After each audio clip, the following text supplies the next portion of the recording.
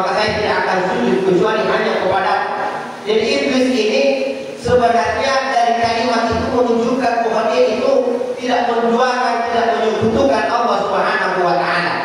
Iblis itu mengisahkan Allah Subhanahu wa taala. Di mana sebenarnya masalahnya iblis? Ketika dia mengatakan ana khairun minhu, saya lebih baik daripada Adam. Di situ masalahnya. Kenapa? Ada kesombongan. La yadkhulul jannah man kana fi qalbihi mithqala habatin min kibr. Sekecil apapun rasa sombong, kita merasa lebih baik daripada orang lain, maka jangan berharap masuk ke dalam surganya Allah Subhanahu wa taala. Kenapa? Iblis pasti keberatan di hadapan Allah Subhanahu wa taala. Maka ibadah puasa kita itu membentuk pribadi la'allakum tattaqun, membentuk pribadi takwa, artinya orang yang tawadu. Karena memang puasa kita itu mengajarkan kita agar supaya kita melakukan banyak kebaikan kepada Allah Subhanahu wa taala. Karena kata ulama tidak akan masuk ketawaduan di dalam hatinya, melainkan hati orang tersebut dipenuhi dengan kebaikan-kebaikan. Jadi kalau sudah penuh dengan kebaikan-kebaikan hati kita, maka secara otomatis akan muncul ketawaduan. Karena orang yang sibuk melakukan kebaikan-kebaikan, sibuk beribadah kepada Allah Subhanahu wa taala, maka orang itu tidak akan ada waktu untuk memikirkan kekurangan orang lain. Tidak akan ada waktu untuk memikirkan keburukan orang lain. Tetapi dia hanya ada melihat kelebihan, sehingga dia tidak akan ada kesombongan di dalam hatinya. Maka ibadah puasa mendidik manusia agar supaya memiliki sifat tawadu, rendah hati, tidak sombong, tidak merasa lebih baik daripada orang lain. Itu yang pertama. Kemudian yang kedua, kata takwa dari kata qa, artinya qanaah. Apa itu qanaah? Merasa cukup dengan apa yang dimiliki.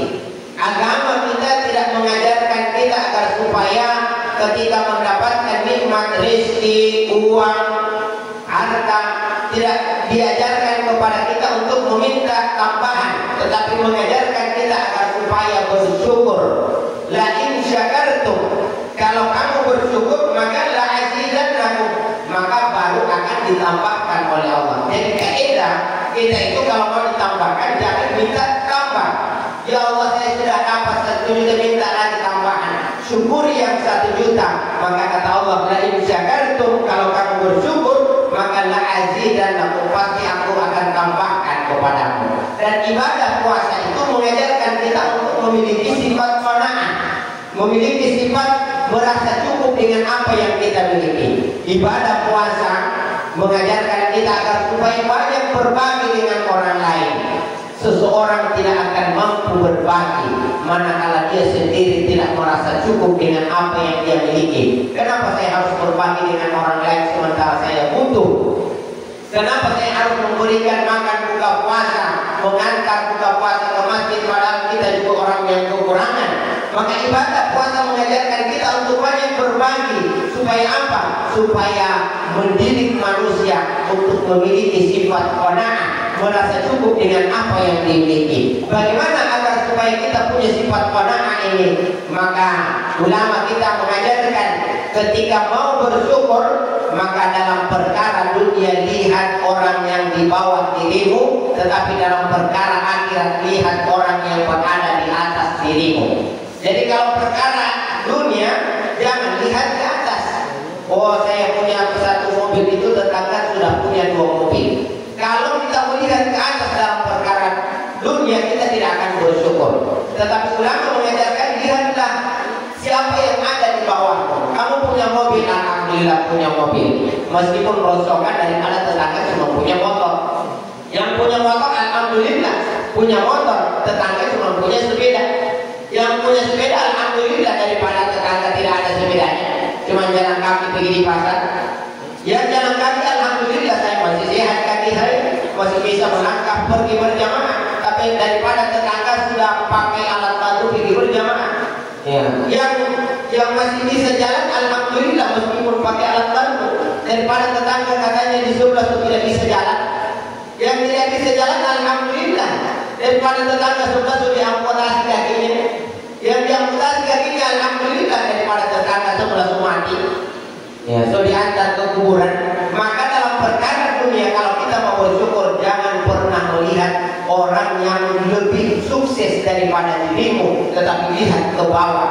Ya, kita ini kalau miskin jangan melihat ya orang yang lebih kaya daripada kita, tetapi lihat orang-orang yang kadang satu hari tidak bisa makan, dan puasa ini mendidik kita untuk hal itu. Tapi dalam perkara akhirat jangan lihat ke bawah.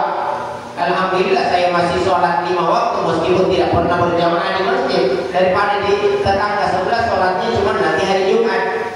Yang sholatnya hari Jumat, alhamdulillah saya masih sholat hari Jumat. Daripada tetangga sebelah sholatnya nanti 2 kali 1 tahun. Cuma Idul Fitri dan Idul Adha. Kalau dalam perkara akhirat jangan lihat demikian, tetapi lihat yang lebih di atas. Saya ini punya kaki, ya, tetangga tidak punya kaki tetapi rajin ke masjid. Ya, dia dibawa oleh anaknya. Banyak kalau di kota-kota besar orang yang cacat tetap datang ke masjid berjamaah. Maka kita kalau mau ada semangat beribadah, lihat orang-orang seperti itu. Dia orang yang tidak lengkap kakinya tetapi rajin berjamaah. Kenapa saya ini orang yang diberikan kesehatan Allah, lengkap kaki kita, tetapi kenapa kita malas beribadah kepada Allah? Kalau mau meningkatkan kualitas ibadah kita, jangan melihat orang yang di bawah kita, tetapi lihat orang yang di atas kita, supaya kita termotivasi juga untuk beribadah kepada Allah Subhanahu wa Ta'ala. Ini yang kedua. Kemudian yang ketiga, takwa itu terdiri dari huruf yang ketiga, yaitu wara, artinya hati-hati. Kenapa dengan kata wara ini? Apa hubungannya dengan takwa? Apa kata Umar bin Khattab ketika bertanya kepada sahabat Nabi yang lainnya yang bernama Ubay bin Ka'ab, wahai Ubay, apa itu takwa? Apa kata Ubay bin Ka'ab, wahai Umar bin Khattab, ketika engkau berjalan di tengah malam, ya, kemudian di tengah kegelapan dan ada batu-batu kerikil, jalanan licin, apa yang akan kamu lakukan? Apa kata Umar bin Khattab? Saya akan hati-hati. Apa kata Ubay bin Ka'ab? Itulah takwa. Orang yang bertakwa adalah orang yang aktivitasnya dia hati-hati. Jangan sampai mengundang kemurkaan Allah Subhanahu wa Ta'ala. Tidak melihat besar kecilnya satu dosa. Jangankan besar, yang kecil pun sudah cukup kalau bisa mendatangkan kemurkaan Allah Subhanahu wa Ta'ala. Karena kita tidak tahu dosa yang mana yang kita lakukan yang justru itu yang memancing kemarahan Allah Subhanahu wa Ta'ala. Ya, maka orang bertakwa itu adalah orang yang hati-hati. Ya, orang yang hati-hati, dan puasa kita itu mengajarkan kita untuk agar supaya kita ini berhati-hati. Bukankah orang yang berpuasa adalah orang yang tidak makan? Ya, orang yang tidak makan di siang hari, padahal makanan itu kan halal. Tidak makan padahal ada makanan, bukan karena haram sehingga dia tidak makan, makanannya halal, tetapi dia tidak makan. Kenapa? Melatih diri untuk menahan. Inilah yang melatih kita untuk mampu hati-hati. Karena orang yang suka memakan makanan yang haram, bukan berarti dia tidak tahu bahwa makanan itu haram. Dia tahu al-halal bayyinun wal haram bayyinun. Yang halal itu sudah jelas, tidak perlu dijelaskan bahwa ini makanan halal, ini makanan haram. Semua orang sudah tahu. Bedanya ada orang yang mampu menahan dirinya untuk tidak makan. Ada orang yang tahu dia bahwa minuman keras ini haram, tetapi tetap diminum. Dia tahu bahwa itu haram, tetapi tidak mampu dia kendalikan dirinya untuk tidak meminum. Maka ibadah puasa melatih itu. Kalau yang halal saja mampu dikendalikan untuk tidak dimakan ketika berpuasa, maka ketika melihat sesuatu yang haram, tentu dia lebih bisa mengendalikan dirinya. Jadi ibadah puasa melatih kita untuk pandai mengendalikan diri, bersikap wara. Kemudian yang terakhir, huruf yang merangkai kata takwa artinya adalah yaitu yakin. Yakin dengan pertolongan Allah, yakin dengan janji Allah, yakin bahwa kita ini selalu dilihat oleh Allah Subhanahu wa Ta'ala. Kenapa orang ketika berpuasa dia tidak makan dan minum meskipun tidak dilihat orang, karena dia merasa yakin bahwa dia dilihat oleh Allah. Oke lah tetangga tidak lihat, oke teman tidak lihat, tetapi Allah lihat. Maka ibadah puasa kita itu melatih kita untuk memiliki keyakinan. Kalau orang tidak memiliki keyakinan di dalam hatinya, itu tidak akan beres puasanya. Kenapa? Begitu di luar dia mengatakan berpuasa, di rumah dia makan tidak ada yang lihat. Maka yakin ini dididik di dalam bulan Ramadan, utamanya ketika kita berpuasa, merasa selalu diawasi oleh Allah Subhanahu wa Ta'ala. Umar bin Khattab itu satu ketika menguji keimanan seorang anak kecil pengembala ternak. Ya, Umar bin Khattab berkata, wahai pengembala ternak, bisa tidak saya beli satu ternakmu? Apa kata anak kecil tersebut? Wahai Umar, ya wahai tuan, ya ternak ini bukan ternak saya, ini ternak tuan saya. Kalau engkau mau beli, jangan beli ke saya, beli ke tuan saya. Ya, apa kata Umar bin Khattab, ini kan ternakmu ribuan. Bagaimana kalau kamu jual saja satu, tidak usah kasih tahu tuanmu? Ya, kamu yang ambil saja hasil jualan ini. Bahkan ketika dia tahu, kamu kan bisa mengatakan kalau tuanmu tahu bahwa ternaknya hilang satu, kamu kan bisa mengatakan bahwa ternaknya dimakan oleh anjing, ternaknya dimakan binatang buas. Tuanmu pasti sadar itu, pasti paham itu, tuanmu pasti tidak marah ke kamu. Apa kata anak kecil tersebut? Wahai Umar, saya juga paham itu, saya bisa bohongi tuan saya, dan tuan saya pasti akan percaya karena selama ini saya jujur. Tetapi wahai Umar, tuan saya tidak tahu. Tetapi bagaimana dengan Allah Subhanahu wa Ta'ala? Maka Umar bin Khattab mencari siapa tuannya, kemudian membebaskan anak tersebut dari posisinya sebagai budak. Membebaskan. Kenapa? Orang bertakwa patut diberi hadiah, kata Umar bin Khattab. Bahkan Umar bin Khattab pernah menikahkan putrinya, putranya yang bernama Asim, kepada putri seorang penjual susu, putri seorang pedagang kaki lima di pasar. Jadi Umar bin Khattab ibaratnya seorang kepala negara.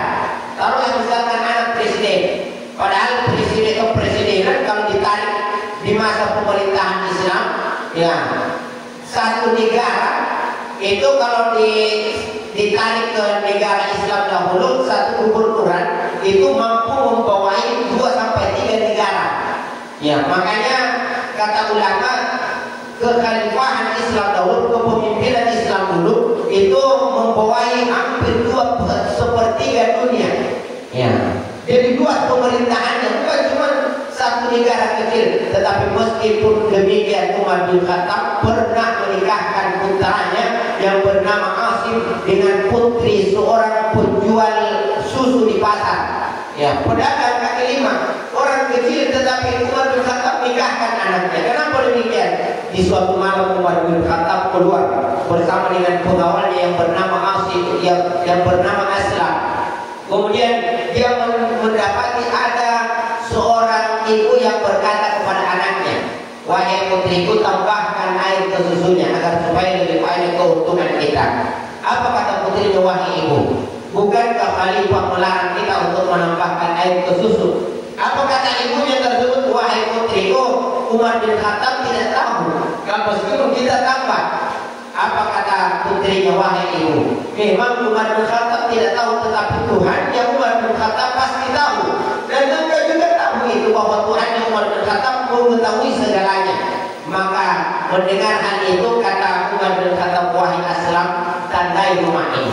Ini pengawal Umar bin Khattab dikiranya ini orang besok mau dihukum. Kenapa? Melanggar ketentuan Umar bin Khattab sebagai khalifah, sebagai pemimpin yang sah di masa itu. Namun ternyata besoknya dikunjungi rumah tersebut, ternyata hanya untuk melamar putrinya yang dinikahkan dengan putranya yang bernama Asim. Ya, kenapa dia rela menikahkan putranya, orang besar, dengan seorang anak pedagang kaki lima? Yang dilihat Umar bukanlah derajatnya, tetapi yang dilihat Umar adalah ketakwaan anak itu. merasa selalu dilihat oleh Allah Subhanahu wa taala. Karena putranya Umar bin Khattab adalah orang yang bertakwa kepada Allah, yang juga tidak memandang status sosial. Dia rela menikahi karena itu pilihan ayahnya, karena melihat ketakwaan sang gadis, sehingga dan seorang gadis wanita yang solehah yang takut kepada Allah Subhanahu wa taala. Pernikahan seorang laki-laki soleh menikah dengan seorang wanita solehah melahirkan seorang putri, yang putrinya itu melahirkan seorang pemimpin besar yang tidak pernah ada setelahnya pemimpin seperti itu. Siapa itu? Umar bin Abdul Aziz. Jadi Umar bin Abdul Aziz, kata ulama menggambarkan bahwa Umar bin Abdul Aziz itu adalah pemimpin yang tidak akan pernah ada lagi pemimpin setelahnya. Dia adalah satu-satunya pemimpin yang pernah membawa umat Islam ke puncak kejayaan. Berapa tahun dia memimpin? Dia tidak memimpin 5 tahun seperti presiden sekarang. Umar bin Abdul Aziz tidak memimpin dunia Islam di masa itu selama 2 periode, tetapi Umar bin Abdul Aziz hanya memimpin negara waktu itu hanya 2 tahun 5 bulan, kurang lebih 2 tahun 5 bulan. Tetapi bagaimana hasilnya? Seorang anak yang lahir dari sulbi orang yang takut kepada Allah, bapaknya takut kepada Allah, mamanya takut kepada Allah, kakeknya takut kepada Allah. Bahkan Umar bin Abdul Aziz tidak dikenal sebagai Umar bin Abdul Aziz di masanya, tetapi lebih dikenal dengan kata Umar bin Umar. Siapa itu? Umar, cucu Umar bin Khattab. Kenapa? Umar bin Abdul Aziz mampu membawa umat Islam ke puncak kejayaan. Sampai-sampai saking hebatnya pemimpin ini, dia tantang gubernurnya. Dia kumpulkan gubernurnya, wahai gubernurku, jadikan saya satu orang miskin saja. Jadikan saya satu orang miskin. Kamu dapat satu orang miskin, saya akan berikan kamu hadiah yang besar. Apa maksudnya? Di masa Umar bin Abdul Aziz tidak ada orang miskin. Di masa Umar bin Abdul Aziz, sampai Umar bin Abdul Aziz marah. Kenapa? Karena harta Baitul Mal yang harusnya dibagikan kepada orang miskin ternyata tertumpuk, tidak ada yang mau mengambil harta itu. Ya, kata Umar bin Khattab, bagikan. Kata penjaga Baitul Mal, tidak ada yang mau menerima zakat. Kenapa? Bagikan kepada orang miskin. Kata penjaganya, tidak ada orang yang miskin sekarang. Ya. Apa kata Umar bin Abdul Aziz? Kalau begitu nikahkan yang mau menikah, bayarkan utangnya. Ya, tidak ada lagi orang, wahai Umar bin Abdul Aziz, tidak ada lagi orang yang punya utang. Semua orang sejahtera. Keluar orang dari rumahnya ingin bersedekah, tetapi tidak tahu dia harus memberi kepada siapa. Ternyata kejayaan seperti ini pernah terjadi di dalam dunia Islam. Kapan itu? Di masa pemerintahan Umar bin Abdul Aziz. Apa yang membuat Umar bin Abdul Aziz kemudian tumbuh menjadi pemimpin yang hebat, pemimpin yang mampu, satu-satunya pemimpin, kata ulama. Tidak ada pemimpin setelahnya yang seperti itu, yang mampu membawa umat Islam ke puncak kejayaan, bahkan dikenal sebagai masa keemasan. Tidak ada orang miskin di masanya. Tidak lain karena Umar bin Abdul Aziz adalah orang yang bertakwa, orang yang takut kepada Allah Subhanahu wa taala. Jadi modal dalam hidup ini, kalau kita mau memperbaiki dunia ini, adalah bagaimana menanamkan ketakwaan. Dan di antara takwa ini ternyata kata Allah Subhanahu wa taala mampu terbentuk dengan berpuasa dengan sebaik-baiknya. Maka ibadah puasa kita dapat mendidik manusia menjadi pribadi yang la'allakum tattaqun. Kata la'alla kalau digunakan oleh Allah, dan dalam ayat ini Allah yang menggunakan kata la'alla ini, yang berarti bahwa kalau kamu berpuasa maka la'allakum tattaqun. Kalau benar puasamu, maka pasti kamu menjadi orang yang bertakwa kepada Allah Subhanahu wa taala. Wallahu muwaffiq ila aqwamit thariq. Wassalamualaikum warahmatullahi wabarakatuh.